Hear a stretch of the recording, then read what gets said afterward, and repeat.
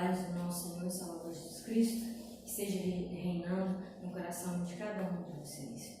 Hoje é culto de quarta, né? É o culto no qual nós estamos aprendendo, é um culto, né, mais voltado para o ensino. Quando nós estamos reunidos lá na igreja, vocês têm liberdade de perguntar, mas se vocês tiverem alguma dúvida daquilo que a gente está aprendendo junto aqui, vocês possam me chamar lá no WhatsApp, fazer pergunta lá, tá? Estou por lá também, então vocês fazem as perguntinhas de vocês lá, que eu vou estar prontinha para responder, tá? Vocês não podem ficar com dúvida, tá? Vocês sempre têm que perguntar aquilo que ficou meio confuso para vocês. Então hoje nós vamos dar continuidade no livro de João, e o texto hoje vai ser pequeno, mas eu quero estar explicando um pouquinho a respeito também da Páscoa, vai estar encaixando aqui a diferença da Páscoa para a Igreja Católica e a diferença da Páscoa, né, entre a Igreja Católica e entre a Igreja Protestante.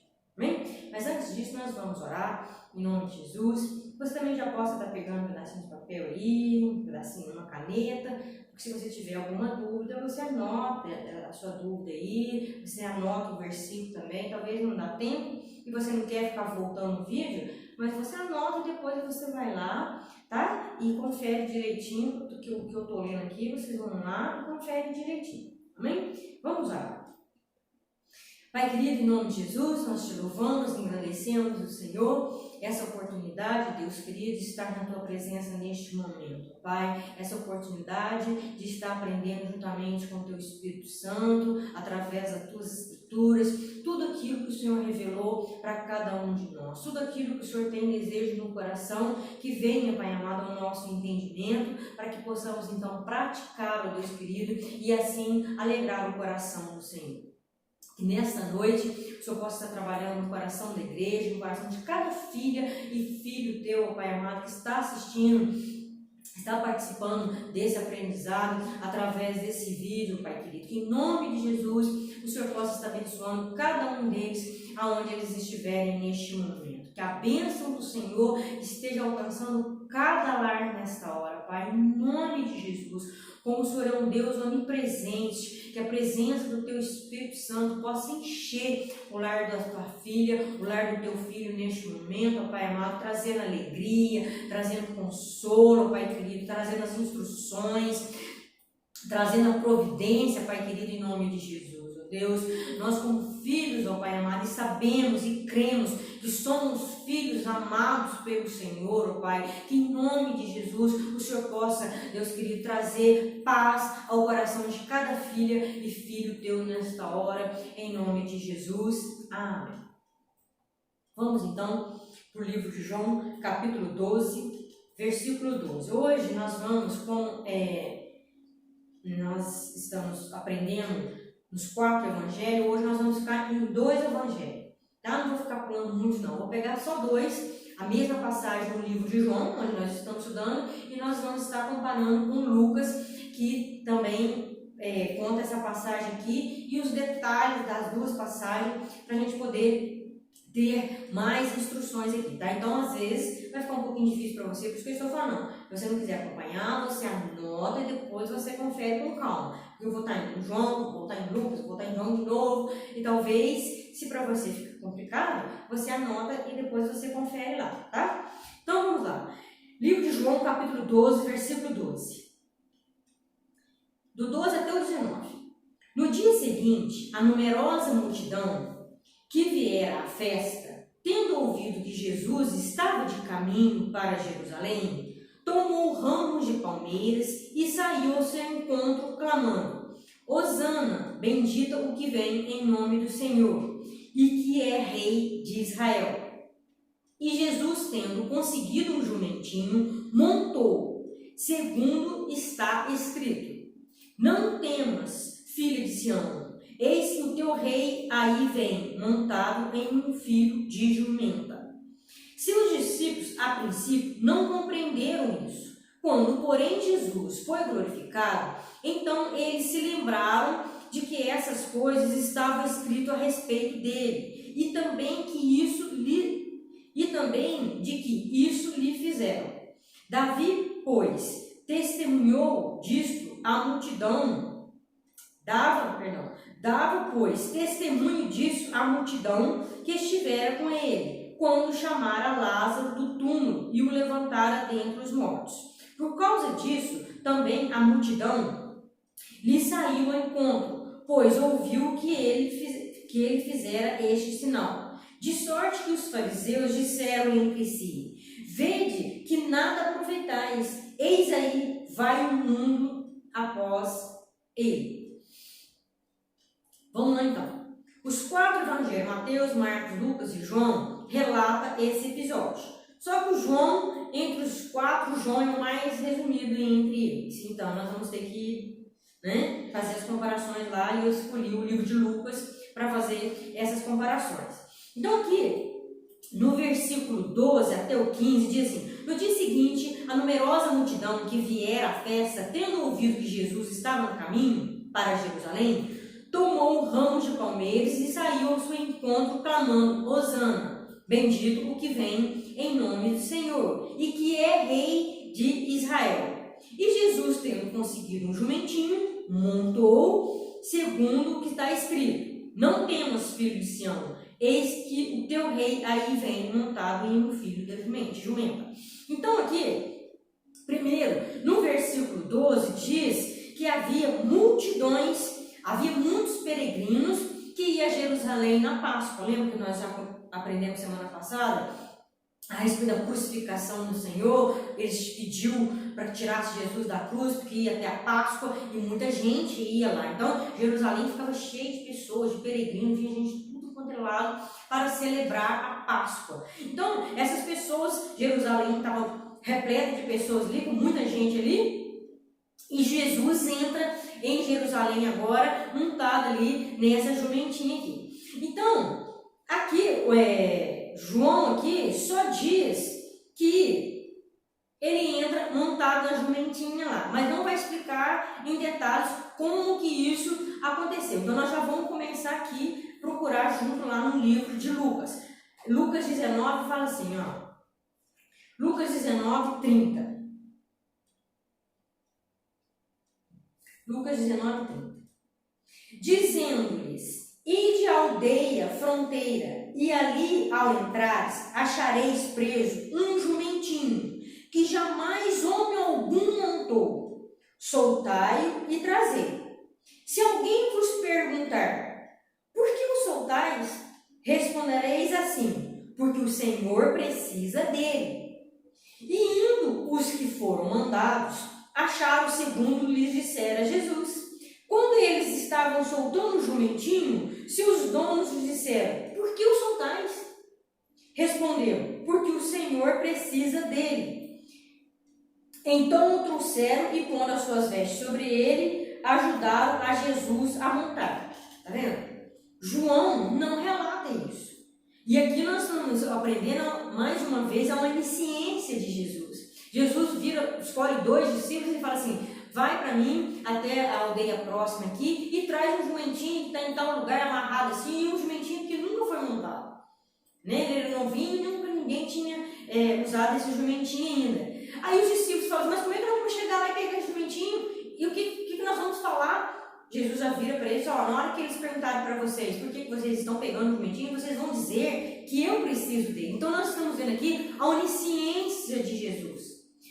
Como tudo estava no controle do Senhor, tudo medido, controlado, hora, dia, quem estaria, quem não estaria, nas necessidades de Jesus. Cada pessoa foi levantada para estar suprindo as necessidades de Jesus para o cumprimento da missão dele nessa terra. Então ele já declara: eles vão deixar vocês, na hora que vocês estiverem soltando, eles vão perguntar e vocês vão responder assim, vai falar que eu preciso, e eles vai abrir o coração e vai me emprestar esse jumentinho. Então nós vemos aqui esse detalhe que é muito interessante, que João não relata esse detalhe aqui, João 12 lá, do 13 ao 14, diz também, como nós já lemos, que quando Jesus entra em Jerusalém montado naquele jumentinho, as pessoas que estavam ali pegam em ramos e vai fazer uma homenagem, vai celebrar a entrada de Jesus em Jerusalém com ramos, dizendo Hosana aquele que vem nas alturas. Olha aqui já em Lucas 35, continuando aqui, 35 e 36. Então o trouxeram, pondo as suas vestes sobre ele. Então, eles pegam alguma coisa de Jesus lá, né? Põe sobre o jumentinho, ajuda Jesus a montar ali no jumentinho. Ajudaram Jesus a montar. 36.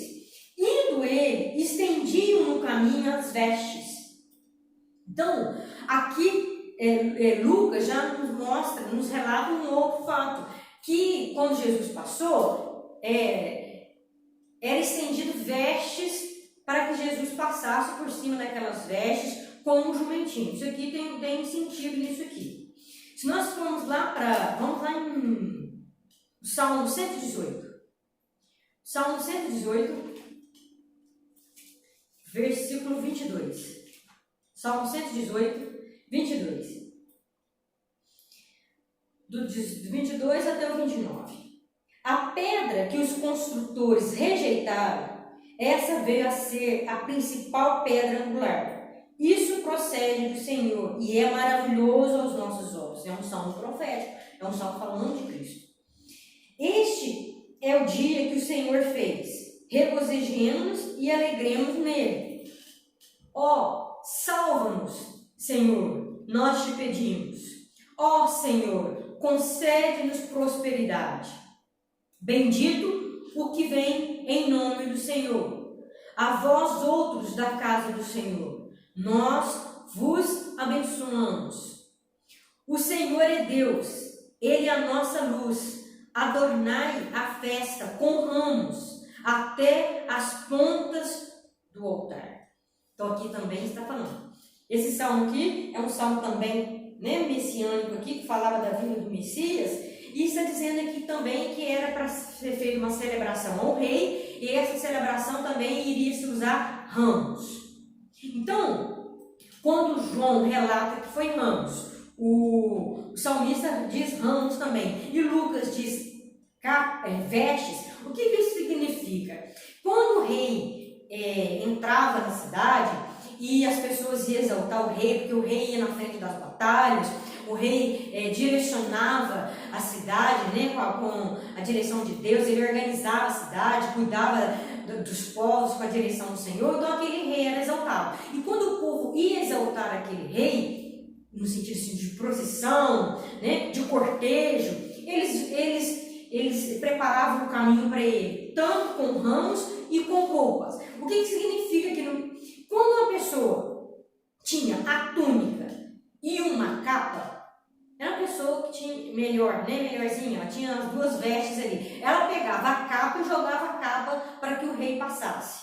Quando eles eram mais pobres, que eles não estavam com a capa, ou não tinham aquela capa, eles só tinham aquela túnica, o que eles faziam? Eles iam lá e pegavam os ramos e exaltavam o rei, fazia aquela celebração com os ramos. Por isso nós achamos, Lucas fala roupas e João fala ramos, porque as duas coisas estavam incluídas ali no dia quando Jesus entra ali em Jerusalém. E no Salmo 118 também fala, ó, salva-nos, Senhor, né? Nós te pedimos. Então, Hosana significa em hebraico salva-nos.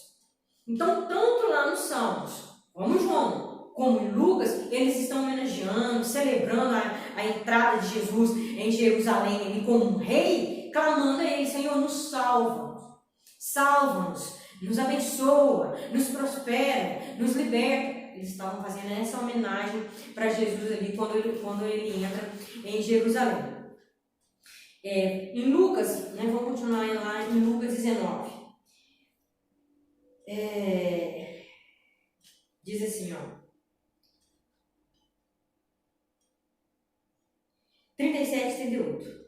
E quando se aproximava da descida do Monte das Oliveiras, toda a multidão dos discípulos passou jubilosa a louvar a Deus em alta voz, por todos os milagres que tinha visto. Então aquela multidão, aqueles peregrinos, né, os discípulos de Jesus, todos começaram a trazer a memória o que Jesus tinha feito. E quando eles iam trazendo a memória, eles começavam a gritar, eles começavam a clamar, eles começavam a homenagear ele ali, dizendo, bendito é o rei que vem em nome do Senhor, paz no céu e glória nas maiores alturas. Então eles continuam aqui homenageando o Senhor Jesus diante de tudo aquilo que estava acontecendo. Pronto, vamos parar aqui.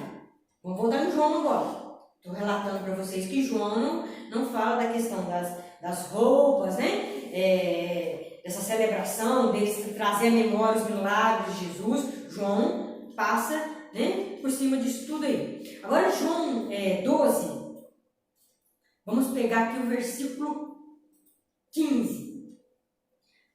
Esse versículo Lucas não falou. Olha, e é interessante. Diz assim, ó.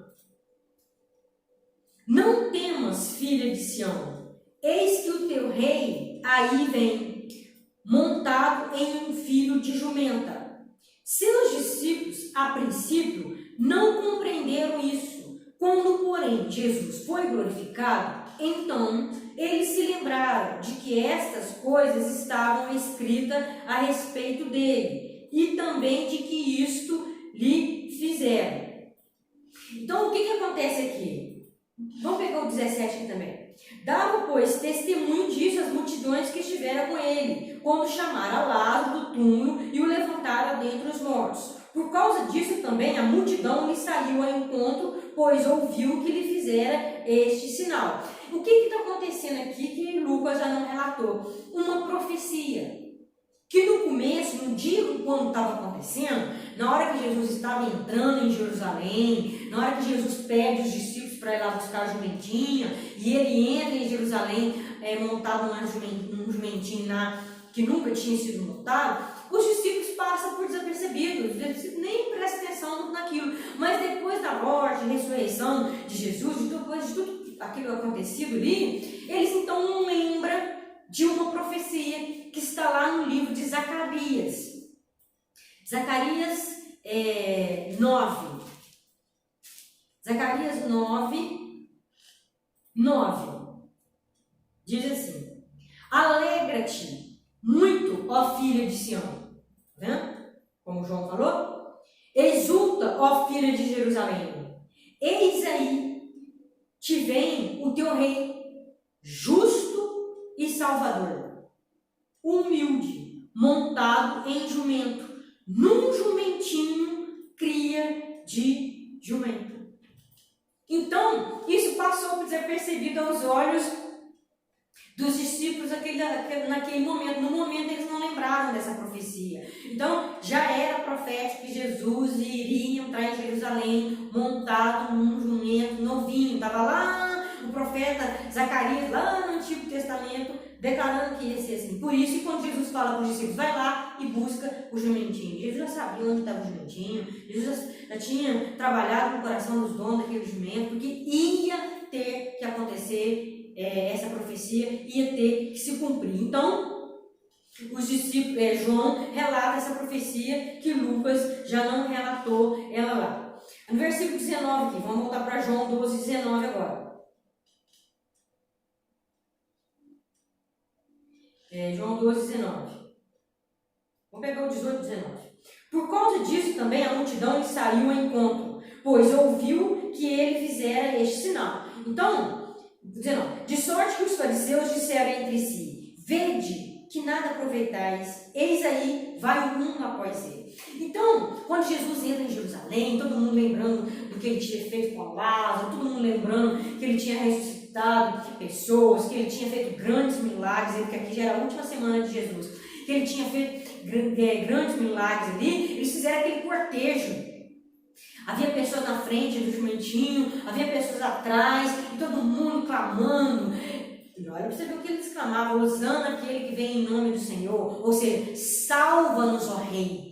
Eles estavam declarando, clamando, celebrando com essas palavras, com esses dizeres, com essa adoração a Cristo. Aí então, estava declarando que ele era rei. Estava declarando a realeza dele, colocando os ramos, colocando as vestes ali. Aí, neste momento, o que os fariseus dizem? Os fariseus se levantam, os religiosos da época, a liderança dos fariseus religiosos da época, se levantam e dizem: ó, o mundo está aí atrás dele. De nada está adiantando nós planejarmos contra ele. De nada está adiantando nós irmos contra ele, tentar impedir o que ele está fazendo. Olha para você ver, o mundo está atrás dele. Os fariseus disseram isso. Por isso que a gente tem que tomar cuidado com certas palavras que está aqui. O mundo não era todo mundo. O mundo não era todas as pessoas. Os fariseus mesmo não estavam. Então, aquilo que nós aprendemos sobre Cristo amar o mundo, salvar o mundo, não é isso. Mundo não significa todos, tá? Mas uma grande quantidade, muita. Então, era como se os discípulos, os fariseus tivessem, tá vendo? Tem muita gente atrás de Jesus, acreditando nele, celebrando ele. Então, tudo aquilo que nós estamos planejando contra ele, de nada tem adiantado aqui, né? Nós não estamos podendo fazer nada contra ele. Então, João termina aqui. Vamos agora voltar para Lucas. João termina aqui. Lucas 19. Vamos para o 39 agora. Agora, palavras que João não falou. E Lucas agora acrescenta. Observações, que o Espírito de Deus deu para João e observações que o Espírito Santo de Deus deu para Lucas.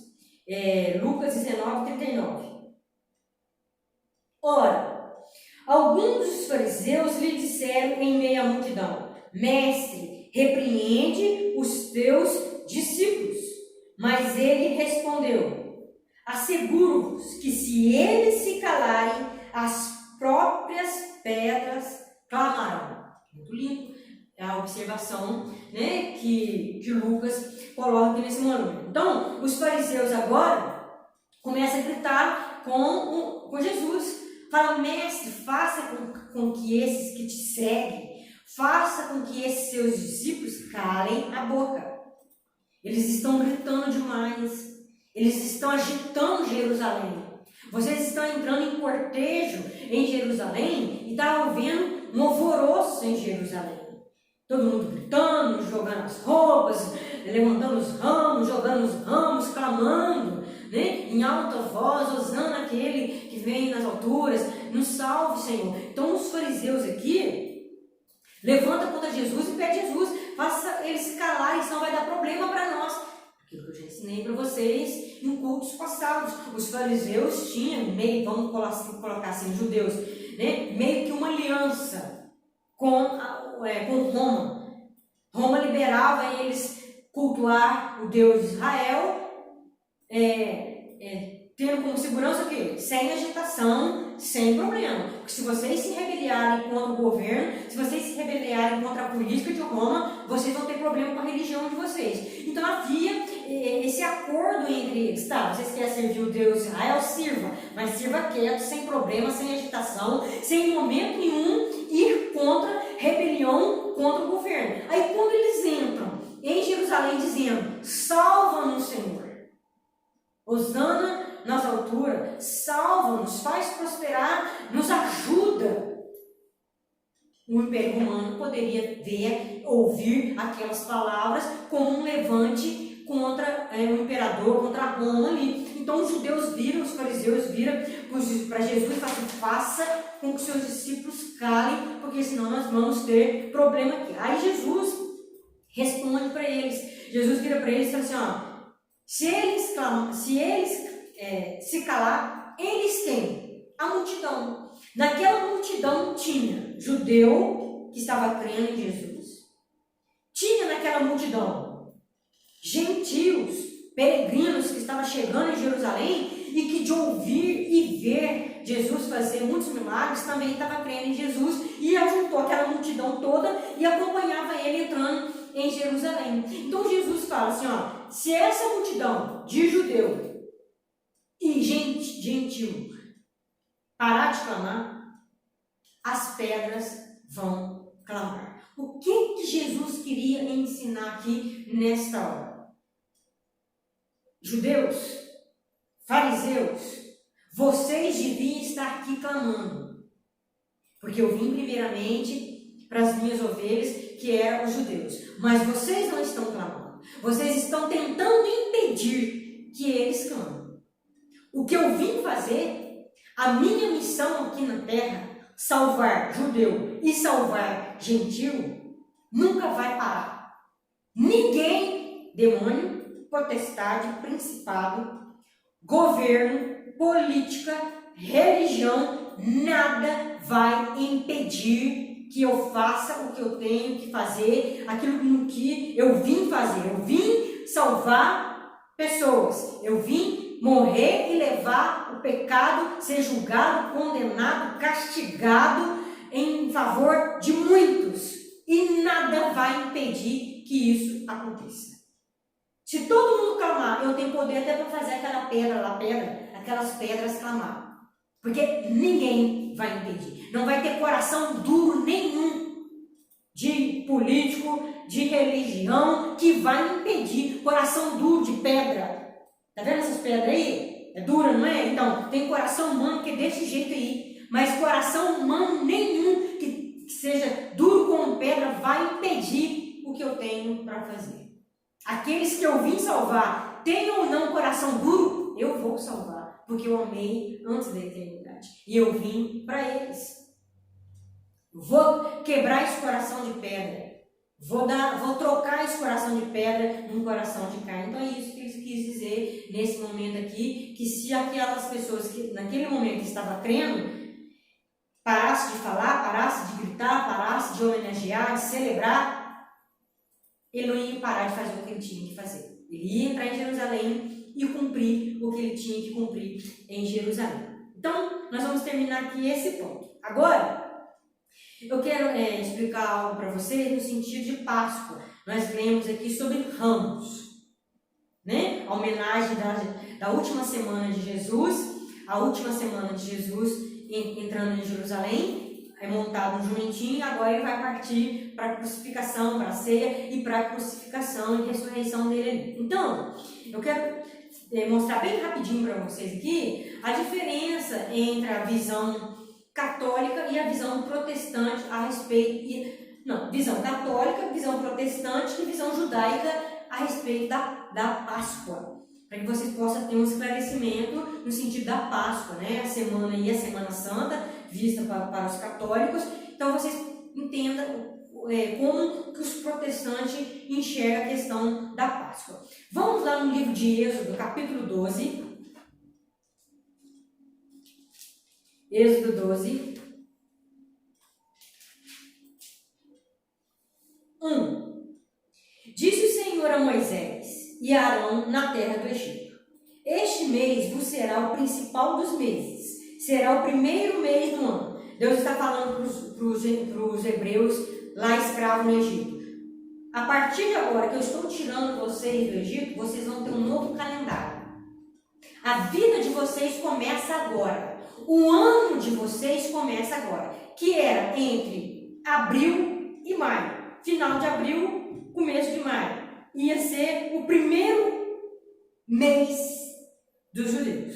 Então, esquece o calendário que vocês viveram até hoje. Então, para vocês agora é um novo calendário, um novo tempo, uma nova vida, uma nova caminhada, tudo novo. Vocês saindo do Egito, caminhando para a terra de Canaã, tudo é novo agora. Aí ele vai falar: falai a toda a congregação de Israel, dizendo: aos 10 deste mês, cada um tomará para si um cordeiro, segundo a casa dos pais, um cordeiro para cada família. Mas se a família for pequena para um cordeiro, então convidará ele o seu vizinho mais próximo, conforme o número das almas, conforme o que cada um puder comer. Por aí calculareis quantos bastem para o cordeiro. O cordeiro será sem defeito, macho de 1 ano. Podereis tomar um cordeiro ou um cabrito, e o guardareis até o 14º dia desse mês. E todo ajuntamento da congregação de Israel o imolará no crepúsculo da tarde. Tomarão do sangue e o porão em ambas as ombreiras, na vega da porta, nas casas em que comerem. Naquela noite comerão a carne assada no fogo, com pães asmos e ervas amargas a comerão. Não comereis do animal nada cru, nem cozido em água, porém assado ao fogo, a cabeça, as pernas e a fissura. Nada deixará dele até pela manhã. O que, porém, ficar até pela manhã, queimá-lo-eis. Desta maneira comereis com lombo cingido, sandálias nos pés e cajado na mão. Comê-lo-eis à pressa. É a Páscoa do Senhor. Páscoa judaica. Então o Senhor aqui institui a Páscoa para os hebreus, para os judeus. Seria assim, com ervas amargas. Uma outra hora nós vamos aprender isso aqui, tá? Com detalhes.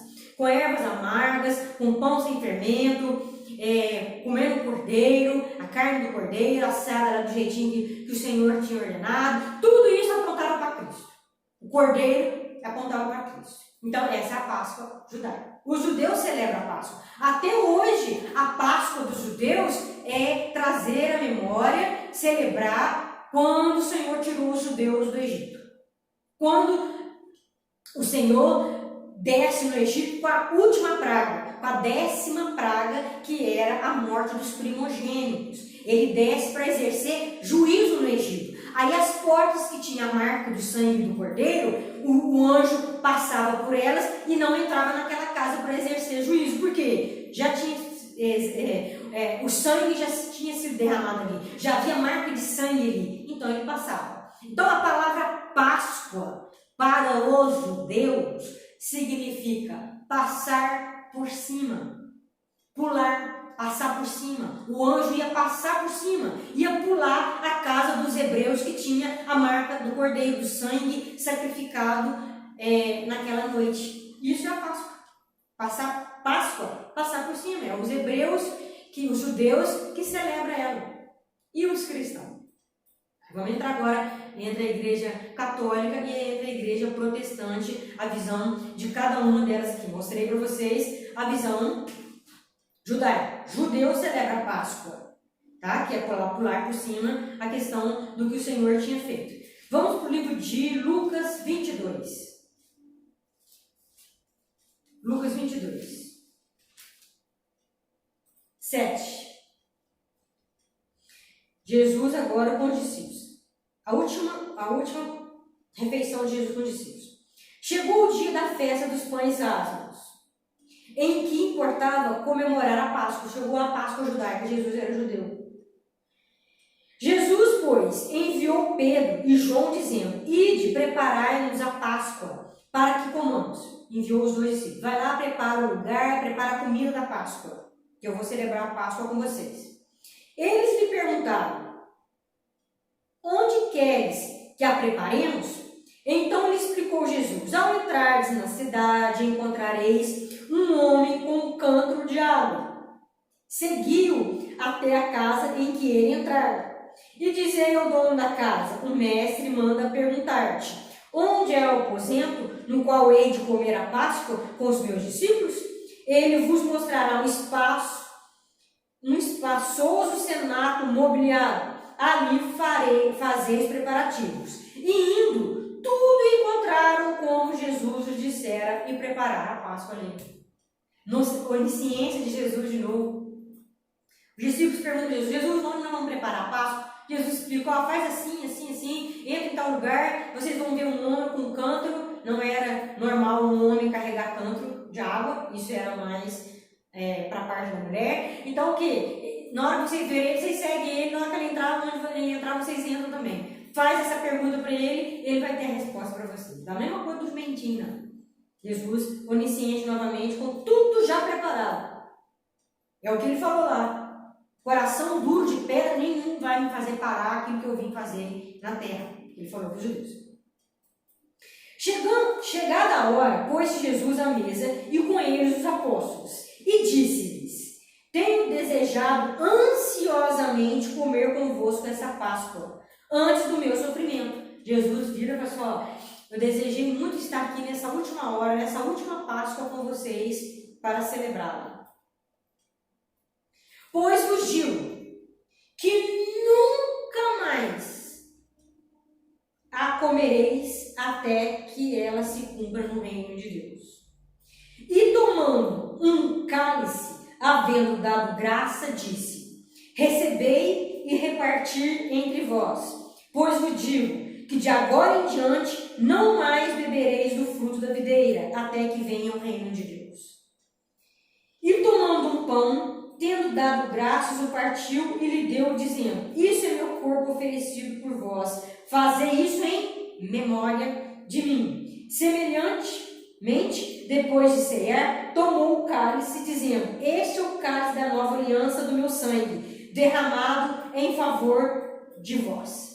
Até o 20 aqui. Então, o que está acontecendo aqui? Jesus está ordenando. Eu estava ansioso para celebrar essa Páscoa com vocês, porque ela acabou. Ela não mais vai existir. De agora em diante vai ser o quê? Então, Jesus aqui está agora o quê? Deixando a Páscoa no Antigo Testamento, deixando a Páscoa na aliança judaica e trazendo agora, instituindo agora a Santa Ceia. Ele está falando para a igreja agora. Ele está falando para os cristãos agora, não mais para os judeus, mas para os cristãos agora. Aqueles que iam crer nele como seu Messias, que tinha vindo por eles. Agora vocês vão celebrar a Páscoa, a Santa Ceia, em memória de mim. O Cordeiro que vai morrer em favor de vocês. O judeu celebra a Páscoa, lembrando o que aconteceu na saída do Egito. O Cordeiro foi morto lá na saída do Egito. Vocês não, vocês vão celebrar agora a ceia. Vai trazer à memória o meu sangue e o meu corpo e minha vida que foi entregue em favor de vocês. Isso é dentro do cristianismo. Para o cristão, nós celebramos a Santa Ceia, que é o participar do corpo, do pão e o participar do sangue, do cálice do Senhor. O cristão participa de ambos, tanto do pão como do cálice. É o que Jesus está falando. Jesus não deu só o cálice para eles, ou só o pão para eles. Jesus deu o cálice e Jesus deu o pão para todos. Jesus deu tanto um quanto o outro. Vocês vão tomar e vão comer dos dois aí, De um lado vai estar segurando o cálice, do outro lado vai estar segurando o pão. E assim ele institui a ceia do Senhor. Então, nós, como cristãos, nós celebramos a ceia. Vamos aqui em 1 Coríntios 5. 1 Coríntios 5, 7.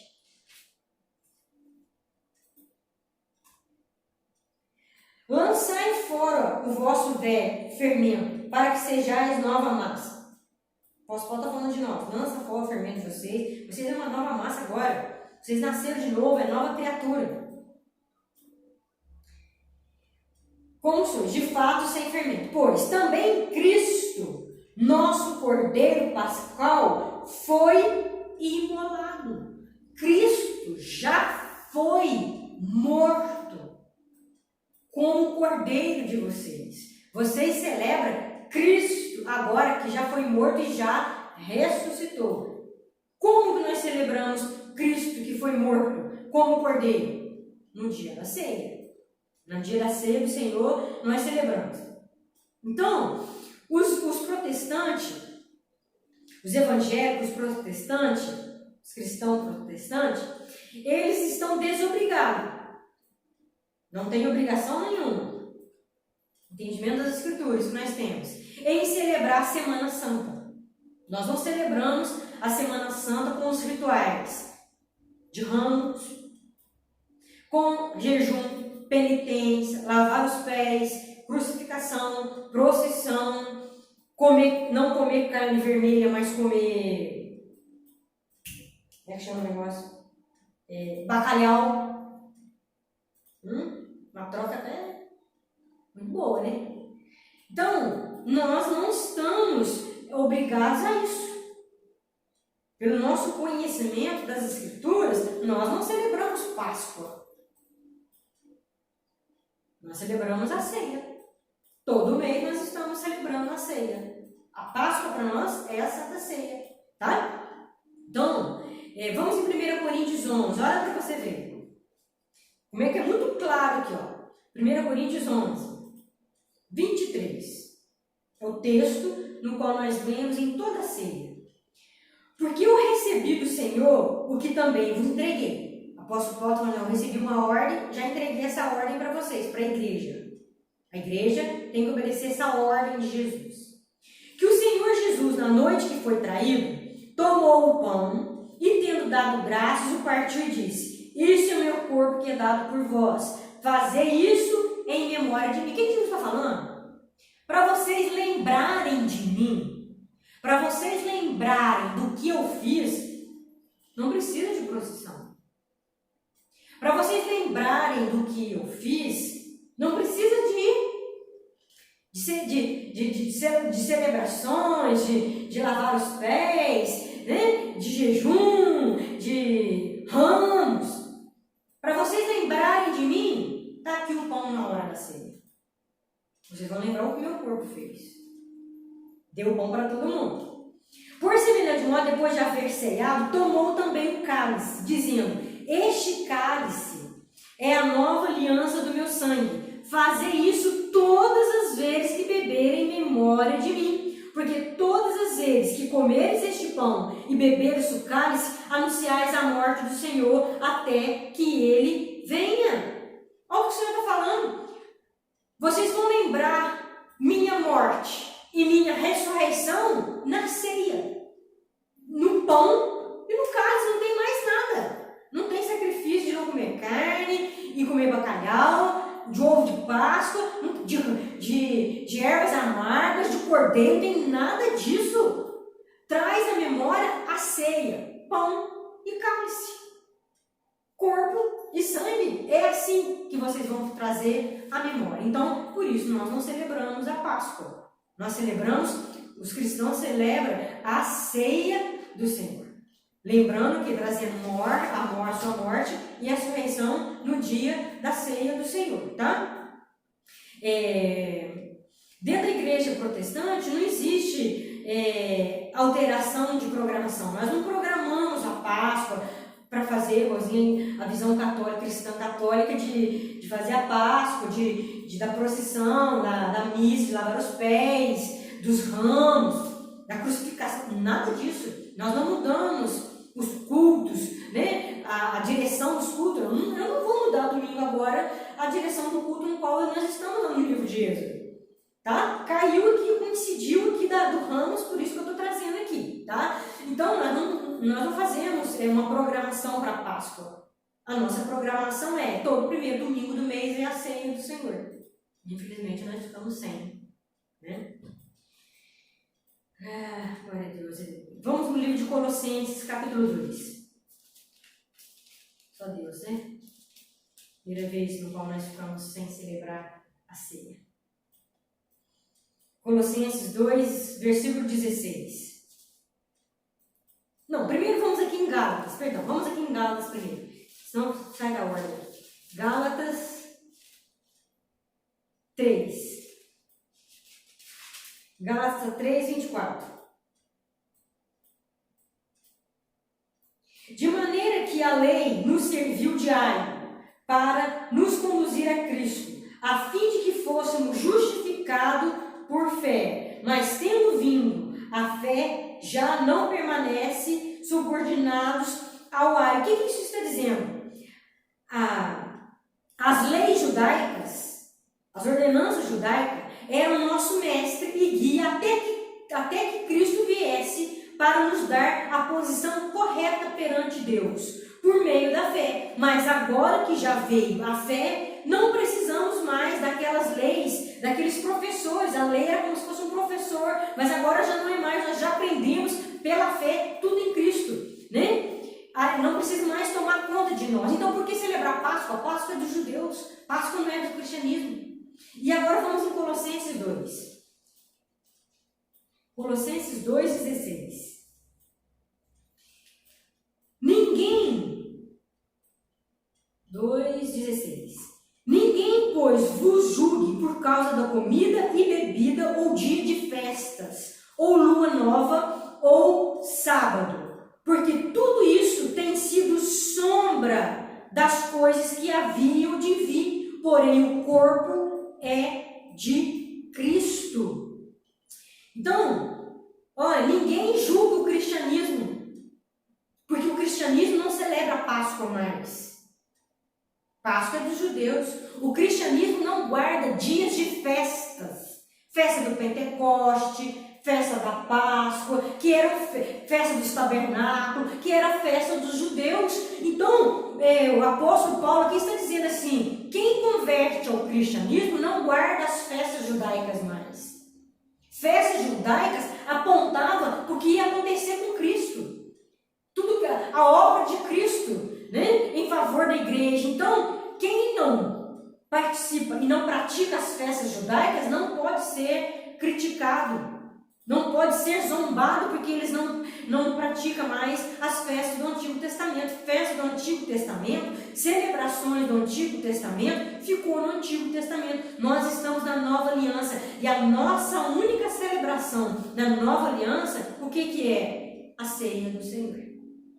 Amém? Então, nós não guardamos mais a dieta judaica, não come isso, não come aquilo, não é? Nós não guardamos a circuncisão, nós não guardamos o sábado, as festas judaicas, nós não guardamos mais isso.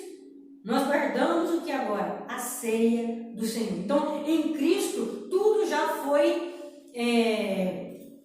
cumprido em Cristo. As profecias, tudo já está cumprido em Cristo, nós guardamos Cristo somente. Por isso, existe agora essa diferença da visão Páscoa judaica, visão Páscoa cristã católica, visão Páscoa, visão protestante. Tá? Deixa eu ver se tinha alguma dúvida aí que eu possa ter esclarecido. Amém? Vamos lá.